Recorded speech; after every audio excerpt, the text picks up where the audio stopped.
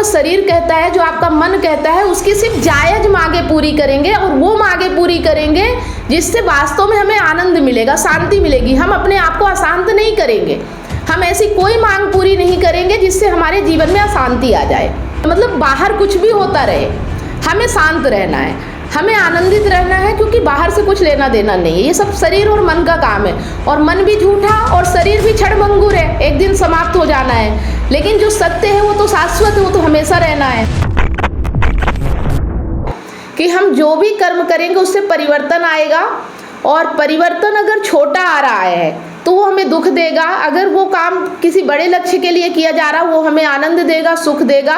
तो हमने अपने जीवन में जितनी भी चीज़ें कामना से चलते पकड़ रखी है कि हमें कुछ मिल जाएगा, कुछ हासिल हो जाएगा, हमें सुख मिल जाएगा, तो हमें ये देखना है कि वहाँ पे हमें वास्तव में मिल क्या रहा है। ठीक है, हमें अपने आप से पूछना है कि क्या हम सही मायने में खुश हैं, आनंदित हैं, कि हम डरे हुए हैं, हम परेशान हैं, हम चिंतित हैं, हम क्या हैं, है ना, हम चाहते क्या है और हमें मिल क्या रहा है। तो हमें आनंद कैसे मिलता है, जब हम सत्य के साथ होते। अगर हम जीवन में झूठ के साथ होंगे, हम कभी आनंद के साथ नहीं हो सकते, कभी खुशी नहीं मिल सकती, हमेशा हम परेशान रहेंगे। तो यहाँ पे बस हमें यह है कि हमें यज्ञ जैसा कर्म करना है, ये अपने जीवन में देखना है। ठीक है, हमारा कर्म हमेशा यज्ञ जैसा होना चाहिए, निष्काम कर्म होना चाहिए, जहाँ हमें खुद की कामना नहीं है कि मुझे कुछ मिल जाए।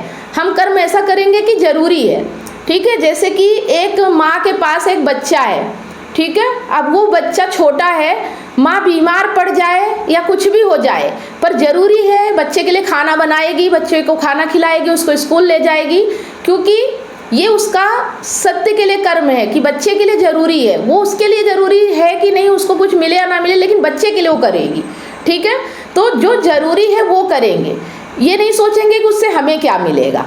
बात समझ में आ रही, हमें क्या मिलेगा, अगर हम ये सोचेंगे तो हम कभी भी खुश नहीं रह सकते। और इसी को कहते हैं स्वार्थी होना, है ना, मतलब अपने लिए कुछ भी करना, किसी को तकलीफ देके, दुख देके, परेशान होके, जो भी है, मतलब किसी के साथ ऐसा रिश्ता रखना, संबंध रखना जिससे किसी को दुख मिल रहा है, किसी को तकलीफ मिल रही है, तो इसका मतलब यही है कि हम कहीं ना कहीं अपने आप को दुखी कर रहे हैं, अपने आप को परेशान कर रहे हैं। मतलब हम सामने वाले को दुखी परेशान करें या ना करें, वो तो उसकी इच्छा है कि वो परेशान हो या ना हो, लेकिन हम तो परेशान हो रहे हैं ना, हम तो दुखी हो रहे हैं, है ना। तो हमें कर्म ये करना है जहाँ हमारा मन खुश हो, जहाँ हमारा मन आनंदित हो, है ना। और ऐसा कर्म नहीं करना है जहाँ हमारा मन दुखी हो जाए, जहाँ हमारा मन तकलीफ में आ जाए। इतनी सी बात समझना है हमारे ज़िंदगी में कि हमें वो कर्म करना है जहाँ हमारे मन को खुशी मिले, हमें वो कर्म नहीं करना है जहाँ से हमारा मन दुखी हो जाता है। हाँ, अब अपने जीवन में देखिए कि कौन सा कर्म करने से आपका मन दुखी होता है और कौन से कर्म करने से आपका मन आनंदित होता है। और हमने ये भी बताया है कि आनंद की परिभाषा क्या है, कि जहाँ सत्य होगा वहीं आनंद होगा, जहाँ झूठ होगा वहाँ आनंद आ ही नहीं सकता, चाहे आप कितना भी प्रयास कर लो। ठीक है, आनंद वहीं मिलता है जहाँ सत्यता होती है, जहाँ सच्चाई होती है। और आज जो मैंने वीडियो दिया था उसमें आप लोगों ने देखा होगा, शायद आज का ही है, कि हमारे मतलब एक तरह से जो हमारा शरीर होता है और हमारा मन होता है, और एक होता है आत्मा सत्य। तीन चीज़ें होती हैं, एक हमारा शरीर हो गया है, एक अहम हो जाता है, एक मूल अहम वृत्ति होती है जिसे हम सत्य कहते हैं। ठीक है, तो अगर हम इसको इस तरह से समझें कि मान लो जो मूल अहम वृत्ति है वो हमारा घर हो गया, ठीक है, और जो शरीर है वो हमारा एक पड़ोसी हो गया, जो मन है वो हमारा दूसरा पड़ोसी हो गया। ठीक है, अब मन क्या करता है, वो कहता है मुझे पैसा चाहिए, मुझे इज्जत चाहिए, मुझे शोहरत चाहिए, मुझे प्यार चाहिए, वो सब कुछ मांग करता रहता है दिन भर। और जो शरीर है वो क्या कहता है, मुझे भूख लगी है, मुझे खाना दो, मुझे सेक्स दो, मुझे ये करो, मुझे वो करो, ये सब शरीर की मांग होती है। लेकिन जो एक मूल अहम वृत्ति होती है वो क्या मांग करती है, वो कहती है मुझे शांति दो, मुझे आनंद दो।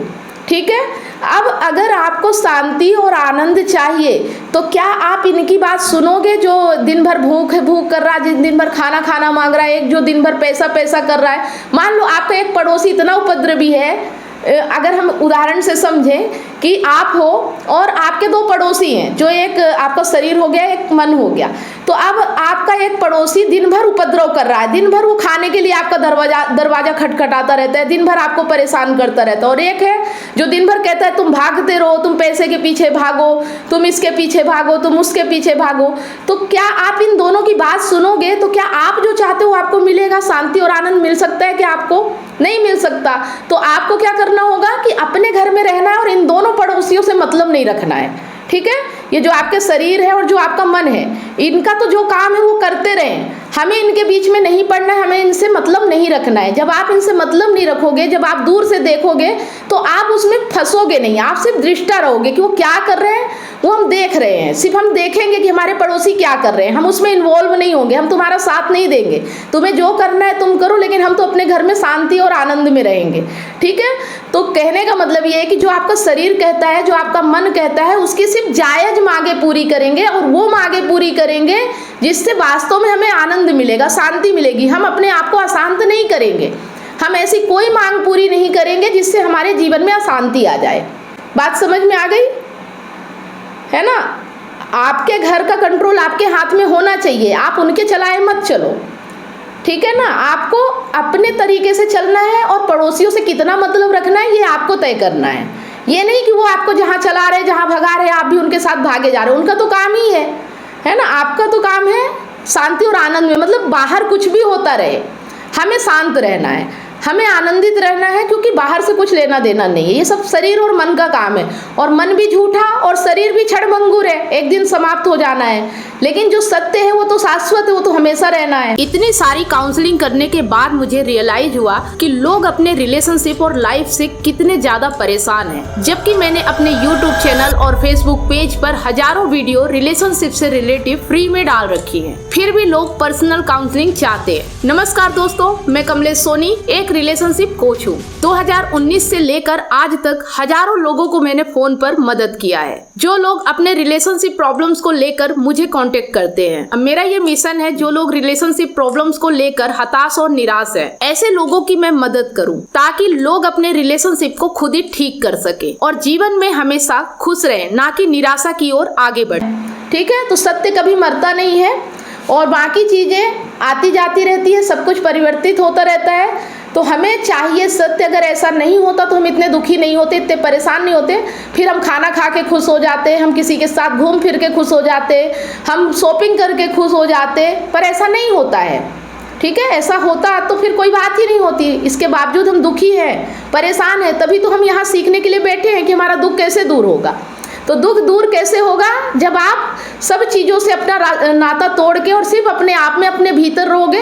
और मन को क्या चाहिए? शांति कब मिलती है? जब उसे ज्ञान मिलता है, जब उसे समझ आती, जब उसे सत्य पता चलता है। जब तक उसे सत्य नहीं पता चलेगा वो शांत रहेगा ही नहीं, वो आनंद में रहेगा ही नहीं, है ना? सुकून तब मिलता है जब हमारे भीतर ज्ञान होता है।